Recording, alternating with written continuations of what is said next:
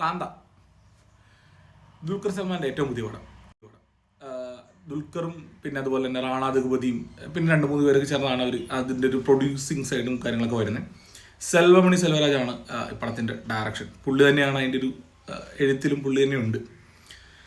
ഇപ്പം ഇതൊരു periodic drama thriller അങ്ങനത്തെ ഒരു ജോണറിൽ വരുന്ന പടമാണ്. അതൊരു 1950 ആ ഒരു ടൈമിലെ സിനിമയും ആ സമയത്തുള്ള ആ ഒരു സംവിധായകനും ഈ പറഞ്ഞ ആക്ടറുമായിട്ടുള്ളൊരു ഈഗോ ഇഷ്യൂവും ഇങ്ങനെ കുറച്ച് കാര്യങ്ങളാണ് ഈ ഒരു പടത്തിന് മെയിനായിട്ട്.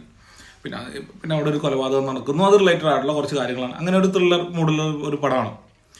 പിന്നെ ഇതിനകത്ത് ഒരു 1950 കാലഘട്ടങ്ങളിലൊക്കെ ആയതുകൊണ്ട് തന്നെ അതിനകത്ത് ആ സിനിമയ്ക്കുള്ള സിനിമ ഇങ്ങനത്തെ കുറച്ച് സാധനങ്ങളില്ല, അത് അടിപൊളിയായിട്ട് അവർ ചെയ്തു വെച്ചിരിക്കുന്നത്.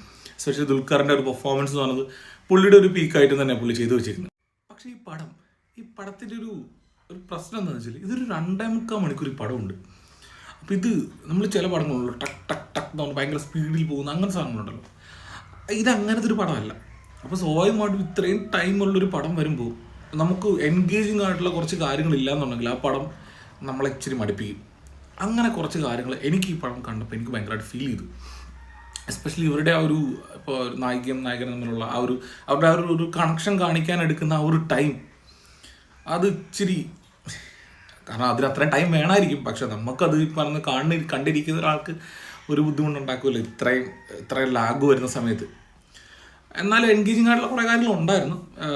പിന്നെ ഈ പറഞ്ഞ പോലെ ഇപ്പോഴും ഈ പടത്തിൻ്റെ ഏറ്റവും മെയിൻ സൈഡ് എന്ന് പറഞ്ഞാൽ ഇവരുടെ പെർഫോമൻസ് തന്നെയാണ്. ഇപ്പോൾ ഇത്രയും ഇച്ചിരി ലാഗ് ഉണ്ടെന്ന് പറഞ്ഞാൽ ഇതാണെന്ന് പറഞ്ഞാലും ഇവരുടെ പെർഫോമൻസ് എല്ലാം കാണാൻ ഭയങ്കര രസമായിരുന്നു കേട്ടോ. അപ്പോൾ അത് ഭയങ്കരമായിട്ടുള്ളൊരു പോസിറ്റീവ് ഇമ്പാക്റ്റ് കിട്ടുന്ന സാധനമല്ല. ഇപ്പോൾ ഇതിൻ്റെ ഒരു മ്യൂസിക് സൈഡിലൊക്കെ വരുമ്പോൾ നമ്മുടെ ജെയ്ക്സ് ബിജോയാണ് പുള്ളിയുടെ പരിപാടി അടിപൊളിയായിട്ട് തന്നെ ചെയ്തില്ല. ആ പടമായിട്ട് അത്രയും കണക്റ്റായി പോകുന്ന രീതിയിലുള്ള മ്യൂസിക്കും കാര്യങ്ങളൊക്കെ പുള്ളിയും ചെയ്തു വെച്ചിരിക്കുന്നത്. അപ്പോൾ ആ സൈഡ് ഞാൻ പറഞ്ഞില്ല, ഇതിൻ്റെ ഒരു മേക്കിംഗ് സൈഡും അങ്ങനെയുള്ള കാര്യങ്ങളെല്ലാം ഭയങ്കര ടോപ്പ് നോച്ച് ഐറ്റം തന്നെ. പക്ഷേ ബാക്കിയൊരു പടത്തിലേക്ക് വരുന്ന സമയത്ത് കുറച്ചും കൂടെ ഒരു എൻഗേജിങ് ആക്കാമായിരുന്നു എന്ന് എനിക്ക് പേഴ്സണലി ഫീൽ ചെയ്തു. ആ ഒരു പടം ഫുള്ളായിട്ട് കണ്ട സമയത്ത് എനിക്ക് അങ്ങനെ തോന്നി. എസ്പെഷ്യലി ആ ഒരു ക്ലൈമാക്സ് ഒക്കെ ആണെങ്കിലും നമുക്കൊരു ത്രില്ലർ കാണുമ്പോൾ നമുക്കൊരു സാധനം കിട്ടുമല്ലോ, അങ്ങനെ ഒരു സാധനം ഒരു അടുത്ത അങ്ങനത്തെ ഒരു എക്സൈറ്റ്മെൻറ്റ് എനിക്ക് കിട്ടിയില്ല.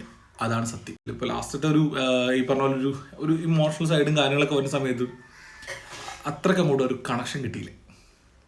മൊത്തത്തിൽ ഒരു വാച്ചബിളാണ് പടം, അത്രയേ ഉള്ളൂ.